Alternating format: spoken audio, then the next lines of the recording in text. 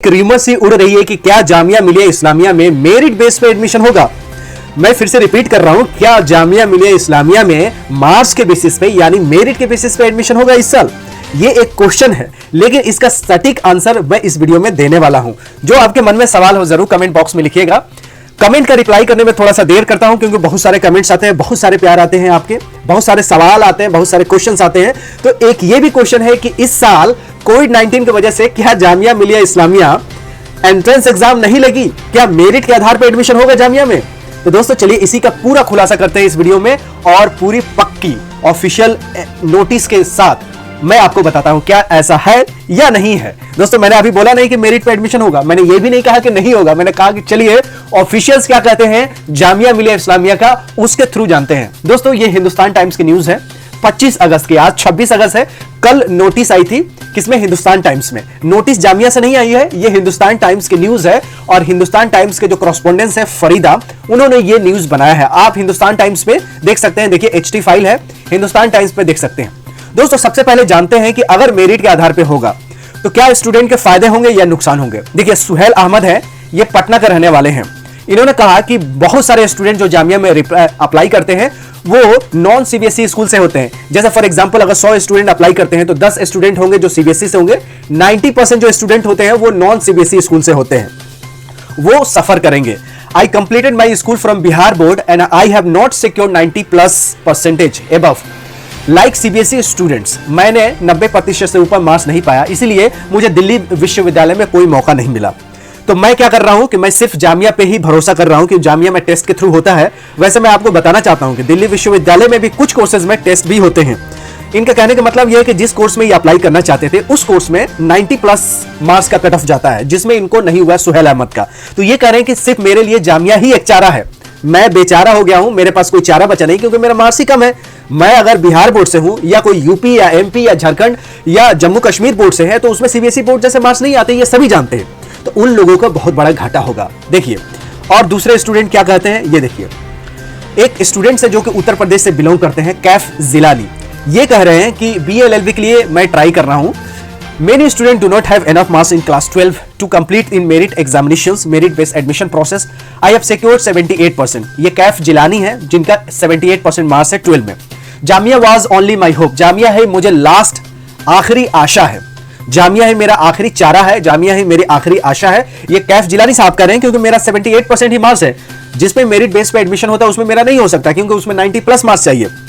So it does not consider marks for qualifying examination as the only criteria. I will have no chance to get admission in Jamia if merit based criteria is follow. अगर merit based criteria होता है तो जितने भी student apply करते हैं इस university में ज्यादातर वो नॉन सीबीएसई बोर्ड से होते हैं। ज्यादातर आप देखेंगे यूपी के स्टूडेंट होंगे, हरियाणा के होंगे, राजस्थान के होंगे, मध्य प्रदेश के होंगे, बिहार झारखंड के होते हैं, बंगाल के भी होते हैं। जो भी स्टेट बोर्ड्स के हैं उनके लिए सबसे बड़ा नुकसान होगा। तो मैंने ये बता दिया कि स्टूडेंट क्या कह रहे हैं। एक कैफ जिलानी जी जो कि यूपी के रहने वाले हैं, सुहेल अहमद जो पटना के रहने वाले, ये न्यूज में छपी है, ये मुझसे नहीं कह रहे हैं, ये हिंदुस्तान टाइम्स को बताए हैं।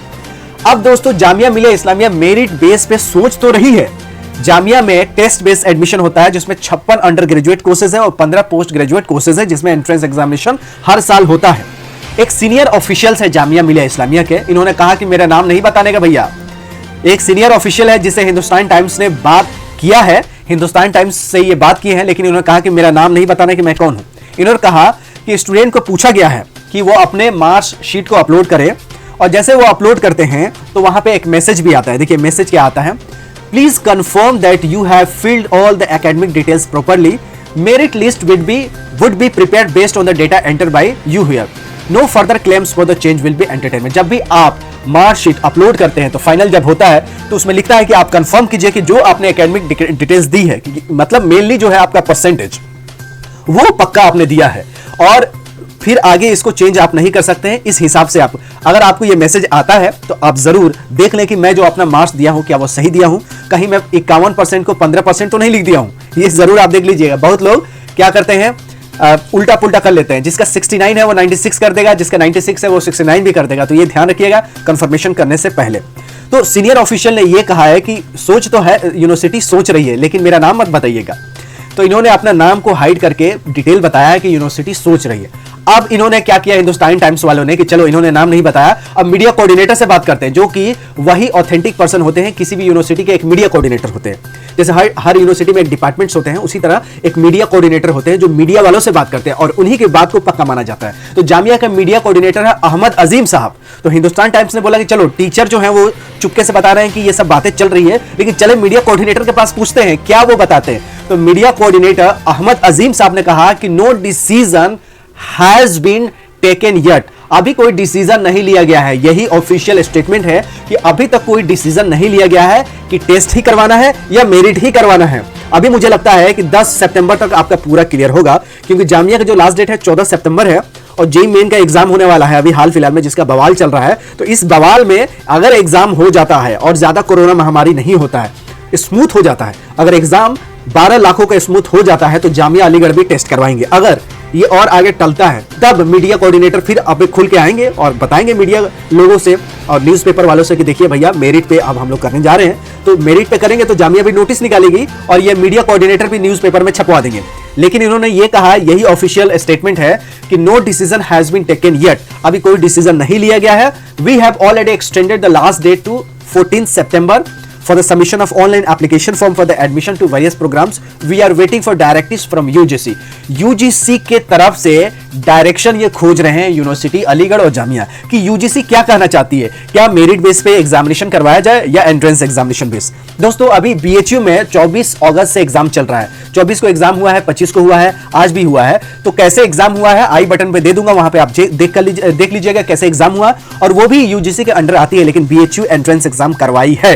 बिल्कुल BHU Banaras Hindu university entrance examination 24 अगस्त से करवा रही है। तो फिर अब जामिया अलीगढ़ करवाने में क्या दिक्कत है? जब BHU करवा रही है तो BHU सेंट्रल यूनिवर्सिटी और अलीगढ़ जामिया भी है, तो जब BHU करवा सकती है तो अलीगढ़ जामिया भी करवा सकती है।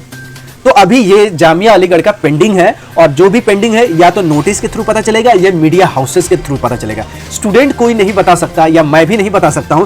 क्यों? क्योंकि कोई भी ऐसी चीजें बताना जो कि ऑफिशियल से नहीं हो, जो ऑफिशियल्स बता रहे हैं या मीडिया वाले एक तरह का ऑफिशियल ट्रीट होते हैं, ज्यादातर मीडिया वाले उनके मीडिया कोऑर्डिनेटर से पूछ के आते हैं। तो जामिया ने अभी सोच रही है, अभी सोचने का प्रोसेस जारी है, इसलिए मार्कशीट को अपलोड कर रही है। देखिए ये कह नहीं सकते हैं कि नहीं चाहती है, चाहती तो है तभी तो मार्कशीट अपलोड करवा रही है, नहीं तो पिछले साल तो नहीं करवाई थी, इस साल क्यों करवा रही भैया? इस साल इसलिए करवा रही है कि इस साल कुछ तो है लोचा। ये लोचा 10 सितंबर तक आपको क्लियर पता चलेगा। आप फ्रस्ट्रेट ना हो, मैं आपसे यही रिक्वेस्ट करूंगा, क्योंकि लाइफ में बहुत सारे अनप्रेसिडेंटेड सिचुएशंस आते रहते हैं, जिसको कह सकते हैं अनसीन सिचुएशन, जिसको कभी देखा नहीं गया, जैसे कोरोना महामारी को कभी देखा नहीं गया था। तो ऐसे सिचुएशंस में आप घबराने की जरूरत नहीं है, संयम बरतने की जरूरत है। मेरे चैनल पे बने रहिएगा, मैं जो भी ऑफिशियल न्यूज आती है या कोई भी मीडिया से कोई चीजें आती है तो मैं आपको जरूर बताऊंगा। वैसे इस न्यूज को देखने के लिए हिंदुस्तान टाइम्स को आप सर्च कर सकते हैं कि इस साल मेरिट बेसिस पे होगा या नहीं होगा। ऐसे यूजफुल वीडियो देखने के लिए मेरे चैनल को सपोर्ट एंड सब्सक्राइब कीजिएगा। वीडियो पसंद आया और जिसका माइंड में डाउट है तो इस वीडियो को शेयर कीजिएगा। मिलते हैं अगली वीडियो में, हम हैं राही ज्ञान के, फिर मिलेंगे चलते चलते। तब तक you take good care of yourself. जय हिंद, जय जामिया।